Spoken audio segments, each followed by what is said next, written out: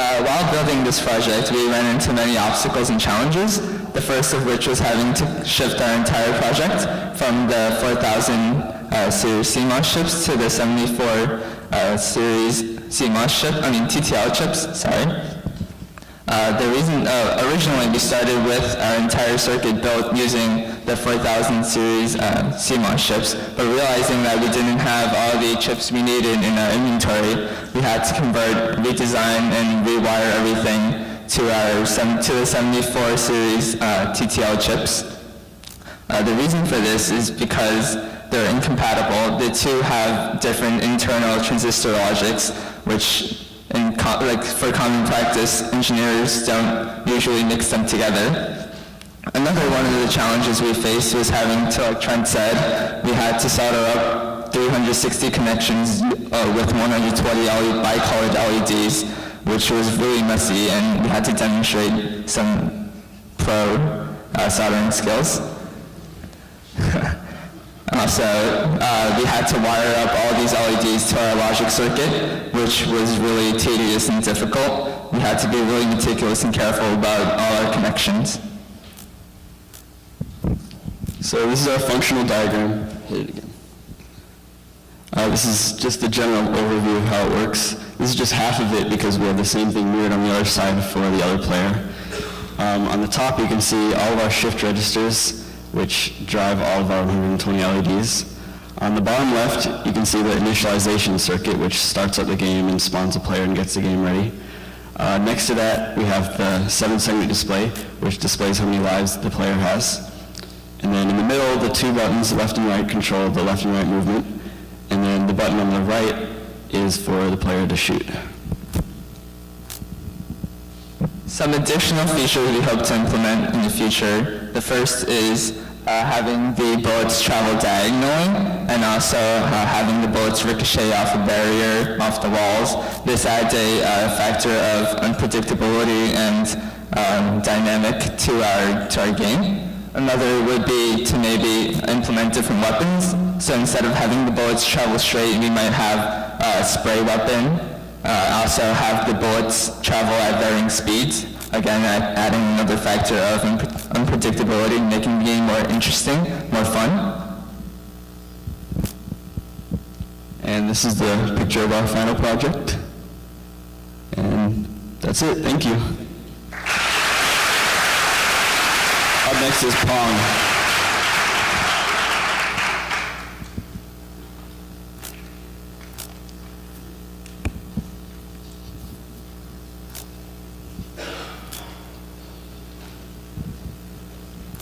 Hi, I'm Tia Nielsen from Whaley High School. Hey, I'm Nancy Lee from Shenzhen Middle School. And I'm Paul Cucciaro from Xavier High School, and we are Pong. Our group has used digital logic to recreate the game of Pong using chips and wires. So now, you might ask yourselves, what is Pong? What is this game? So Pong is a two-player game with a ball that travels across a table and paddles on each side. The paddles are controlled by two buttons in our case, but the paddles are controlled by each player, and the paddles can only move upwards and downwards. In our own version of Pong, the ball is represented by a red LED, which can travel across a 8x8 LED matrix we soldered. We also added two lines of blue LEDs on each side of the matrix. They are the paddle lines, and each paddle is consists of two adjacent blue LEDs. The players use upward or downward button to control the paddle moving. Their aim is to block the ball from hitting the edge. But once the ball hits the edge, the player loses, and he or she will have to press the reset button to start over. We made the paddles by making something called a universal shift register. This is made by chaining together D-type flip-flops and 2-to-1 muxes. When we chain them together, the 2-to-1 muxes can transmit information into the 2-to-1 muxes, and the 2-to-1 muxes can direct the information to either go left or right. This is how we made our paddles. This was very essential to the paddles, because when we do that with the paddles, we needed to go left and right. About the ball movement, we divided it into two directions, horizontal and vertical. They're both controlled by a JK flip-flop and a counter. The counter is used to move the ball smoothly, and the JK flip-flop bounces the ball when it hits the paddle or the wall up and down. But how does the paddle recognize the ball when they meet? The thing is, we use an AND logic, that is basically a sensor to detect whether the ball is hit or missed.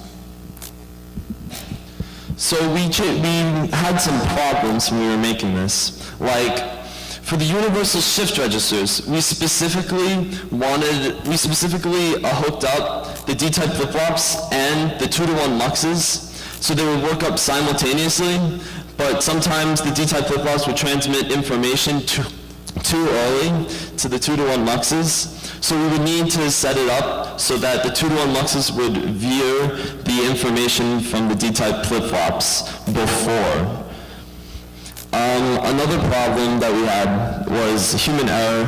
We had a lot of problems with wiring, floating inputs, things like that. Breadboards, we had faulty breadboards, so we would wire something up and then it wouldn't work.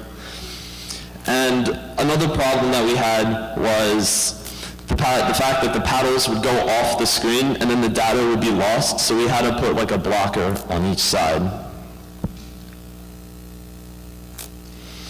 What we learned a lot of things from this process. We learned how to debounce buttons so that we would clean up the button inputs.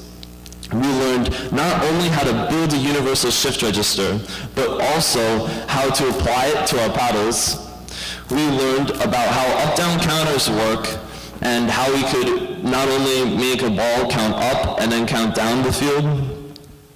And we also learned the number one rule of probably any engineering: test as you go.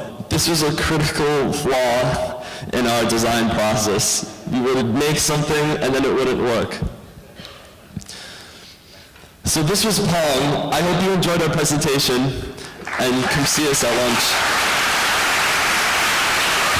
And now our next group, Blackjack.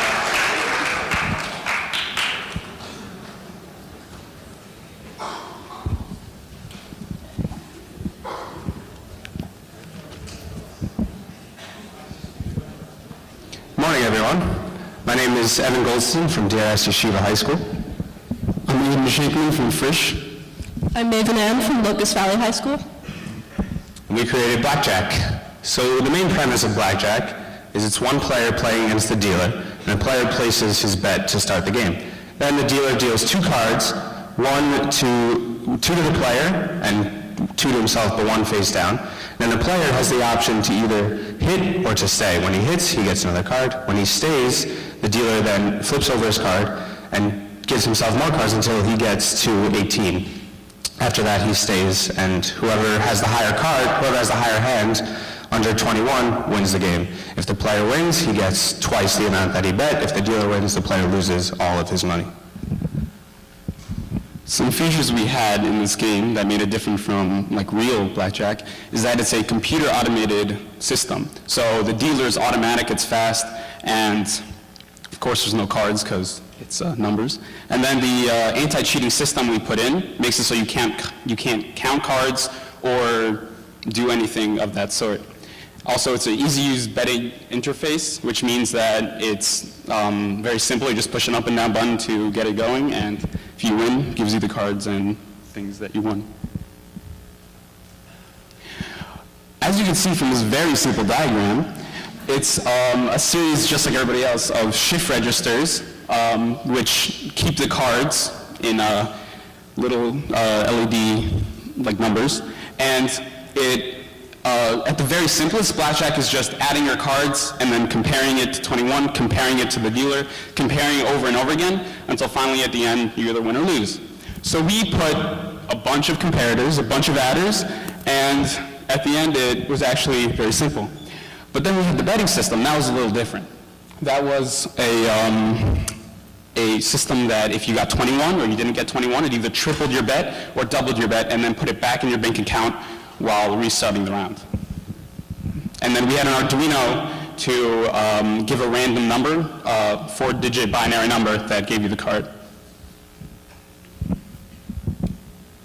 We faced a few challenges when making this circuit. The first was that beautiful logic on the bottom for the betting system was originally ugly and complicated, so we spent some time to simplify it to make it more possible for us to finish our project on time. Additionally, halfway through our project, we realized there was one chip that was exclusive to a different family of chips, so we decided to switch our whole project over. But the two families, they don't work well together. They don't cooperate, so we had to switch our entire circuit over to the chips. We had to rewire about half of our circuit.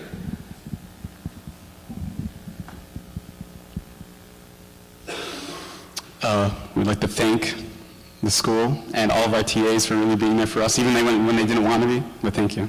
Up next up is Rock'em Sock'em Robots.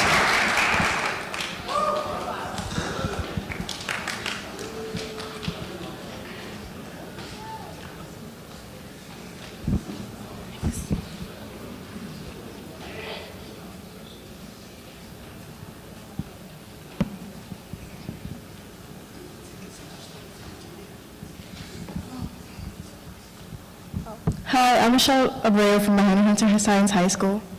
Hi, I'm Jordan Stockless from the Branks High School of Science. I'm William Silber. I'm from Hampton High School. And we made Rock'em Sock'em Robots 2.0. And if you don't know what Rock'em Sock'em Robots are, well, we have a short clip right here to show you. Oh, it doesn't have sound. But he says, "You blew my top off." Oh, my block off. Oops. Yeah. And we made the digital version of this game, including 2 controllers with button pushes with hit and dodge features. So if you just look there, we just have our final completed project, and we have 2 controllers for each player with 2 buttons to hit left and right hooks, and then we also have LEDs to show where the health bar is. And then this is supposed to be a video of us playing. It's really short.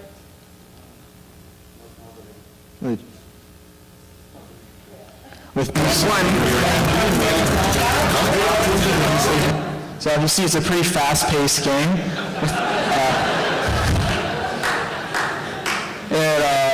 It actually requires strategy, if you believe it or not. But yeah, that's where our inventory is. It's okay. We have 16 LEDs, 8 for each health bar. Logic box is what determines whether or not when you strike somebody it counts as a hit and whether or not it gets passed on to the health bar. The shift register records the amount of hits you got landed on yourself. And the monostable clock is what creates the refresh rate to deter button spamming. Some features we added were button pushes, which signal the hits in order to win. So we soldered these buttons to the wires into the breadboard, and they're labeled left and right, so you know where to put your finger. And next we added a hit status, which records how many more hits you can take before you lose. And we also had a refresh rate, which deters spamming, or in other words, it keeps you from pushing the same buttons over and over again, which George said, encourages strategy. And we have a health bar to keep track of how many more lives you have before you die. So from our final diagram, you can see the different parts. It was actually not that hard to make because we planned it out very well in advance. A good 2 to 3 days of just pure planning using math. We'll zoom in. These 2 are the controllers. A through D represent the 4 buttons, 2 for each player to press, left and right hooks. The logic box is what we call our hit status, which determines the certain mixture of hits from each player determines whether or not you lose lives. This is the hit action, is when you land a hit, an LED lights up to show that you did that, and the timer shows the refresh rate to make sure that no one just sits there, keep pressing one button. And the shift register takes in the clock and whether or not you landed a hit and puts it onto its LED to show how much lives you have left before you get out. L's and W's, challenges that we faced. The first one was that the buttons weren't exactly what you might call perfect. They moreover put out more than one signal at a time, so we had to do something called debouncing, which is when we take the signal, instead of getting 3 signals at once, we get one continuous signal to get passed on. Much clearer and much easier to play the game that way. And the next one that we had to do was 3D print the controllers. So we had to file the holes down to make sure that the buttons fit in the controller. And that's it. Thank you for listening.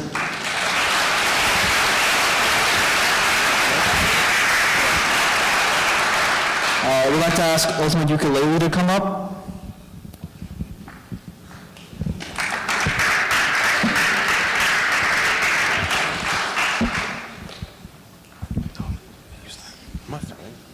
Just say hi.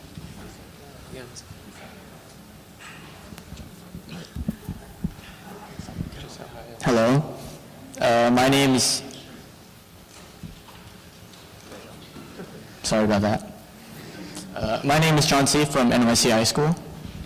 My name is Noah Oberstein from North Shore Hebrew Academy. My name is Eric Alexander from Tonneville High School. My name is Otto Benson. I go to Beacon High School. And I have one question for you. Are you ready to rock? All right, so if you're not familiar, we basically made a rendition of Guitar Hero, calling it Ultimate Ukulele. If you're not familiar with what Guitar Hero is, it's basically a video game where players push buttons that correspond with notes along with music. We decided to be a music-themed group, and we were inspired by a previous group of students who made a laser guitar, and we decided to make Guitar Hero using only Digital Logic and an Arduino. Now, the way this works is we have an Arduino, which reads adapted MIDI data and distributes it into a 6x8 LED runway with 6 notes, and which uses shift registers and shifts the notes one LED at a time on a clock, which is the Arduino. And then once those LEDs reach the bottom, it's then counted in a 3-digit counter system. And for our controller, we 3D modeled and printed a guitar. It's more of a ukulele. It's really small. We also made a front panel with the 3-digit score and song selection switches. We also have a runway, and those are the LEDs. Some difficulties that we faced were that, unlike the original game, we couldn't make a polyphonic instrument, so we stayed with the monophonic. We also needed to create multiple programs to convert the MIDI data into some digital form that the logic chips can read. We also have an overwhelming amount of wires because we had 48 different LEDs that all need to be wired to different shift registers. And these shift registers all ran on the same Arduino clock, which needed to be all on one breadboard, so they include massive amounts of wiring. Next one. Next. We have a crazy playlist over here. We had 3 different difficulties: easy with the classic Row, Row, Row Your Boat. We had Europe's greatest song, The Final Countdown, and any self-respected Guitar Hero player knows Through the Fire and Flames. This project really helped us understand a lot about the possible applications and capabilities of Digital Logic. So thank you very much for your time. we'd like to welcome Rock, Paper, Scissors.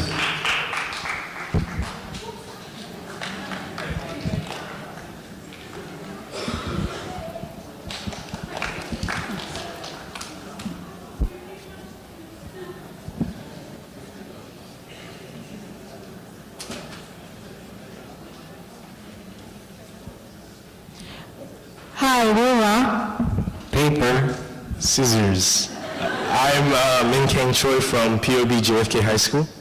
Oliver Chen from Stuyvesant High School. And I'm Dini Solomon from Shahada. So our project is rock, paper, scissors, but we added a little twist to it where instead of 2 players, we added an extra player. So what that means is that there's an extra situation where 2 players can draw. For example, if player 1 and player 2 put rock and player 3 put scissors. So what does that mean is that we needed to create 2 separate circuits for 3 players and 2 players. And yeah.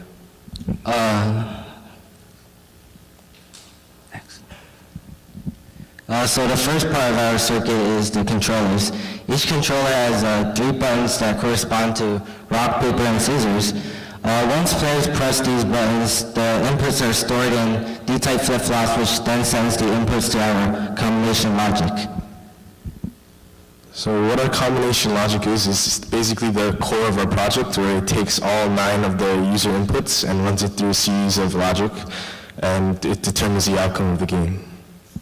So our scoring system uses 7-segment displays as the scoreboards. These scoreboards are updated automatically once a player wins.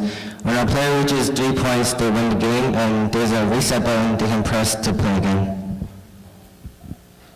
So some challenges that we faced were a way to store and reset the memory of our D-type flip-flops and the user inputs, and we did that by using a 555 monostable delay counter, which ran for 9 seconds, and that was a period of time where the players would play the game.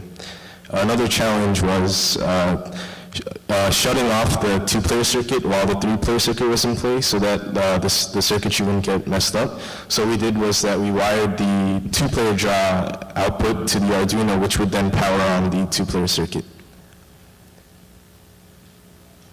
And this is our final project. Thank you.